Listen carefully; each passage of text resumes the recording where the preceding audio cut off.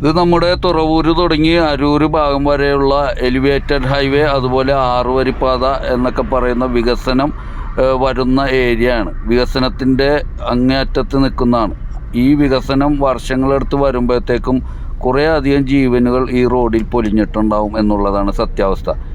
2 വീലറുകാരൊക്കെ ഇതിലെ പോകുന്നത് ജീവൻ പണയം വെച്ചിട്ടുള്ള സ്ഥിതിയാണ്. കാരണം വീട്ടിലെത്തുമോ എന്നുള്ള ഉറപ്പൊന്നുമില്ല. കാരണം അതിന് മാത്രം റോഡ് കട്ടറും കുഴികളും നിറഞ്ഞതാണ്. വളരെയധികം ബുദ്ധിമുട്ടിയാണ് ഇതിലെ വാഹനങ്ങൾ ഓടിച്ചു പോകുന്നത്. ഇതൊന്നും കാണാനും മനസ്സിലാക്കാനും അധികാരികൾക്ക് കഴിവില്ല. വികസനം വന്നോട്ടെ, വികസനം വർഷങ്ങളെടുത്ത് വരുമ്പോഴത്തേക്കും എന്തിനാണ് ഇങ്ങനെ ജനങ്ങളെ കൊന്നൊടുക്കുന്നത്?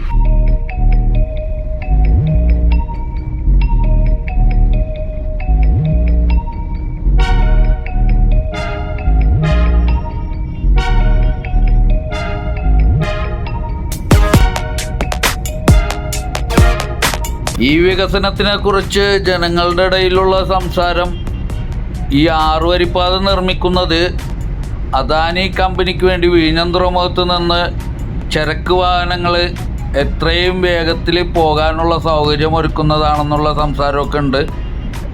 അങ്ങനെ ഞാൻ പറയില്ല, എങ്കിലും വികസനം വരണം എന്ന് തന്നെയാണ് എൻ്റെ അഭിപ്രായം. എല്ലാവരുടെയും അഭിപ്രായം അത് തന്നെയാണ്.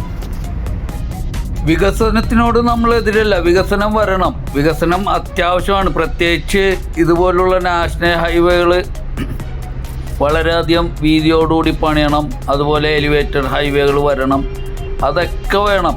അതെല്ലാം ജനങ്ങൾക്ക് വേണ്ടിയാണ്, അതെല്ലാം മനസ്സിലാവും. ഇതൊരു നാഷണൽ ഹൈവേ ആണ്. ഇതുപോലുള്ള വർക്കുകൾ നടക്കുമ്പോൾ ജനങ്ങൾക്ക് സഞ്ചരിക്കാനുള്ള അടിസ്ഥാന സൗകര്യം ബദലായിട്ട് ഒരുക്കിയിട്ട് വേണം ഇത് ചെയ്യാൻ. പല സ്ഥലങ്ങളിലും അങ്ങനെ തന്നെയാണ് വികസനങ്ങൾ വരുന്നത്. പല രാജ്യങ്ങൾ, ഒരു വിദേശത്തൊക്കെ ടൂർ പോകണ്ടല്ലോ, അത് പഠിക്കാൻ ഇത് പഠിക്കാനൊക്കെ ആയിട്ട് വിദേശത്ത് പോകണുണ്ടല്ലോ. ഇവരെന്താണ് അവിടെയൊക്കെ കാണുന്നത്? അവിടെയൊക്കെ പോയിട്ട് റോഡ് വികസനമൊക്കെ നോക്ക്, റോഡിൻ്റെ പണി ടാറിങ് എല്ലാം കണ്ട് പഠിക്ക്. അതൊക്കെ കാണുന്നുണ്ടാവും, പഠിക്കുന്നുണ്ടാവും. പക്ഷെ ഇവിടെ നടപ്പിലാക്കില്ല എന്ന് മാത്രമേ ഉള്ളൂ. മനസ്സിലായ?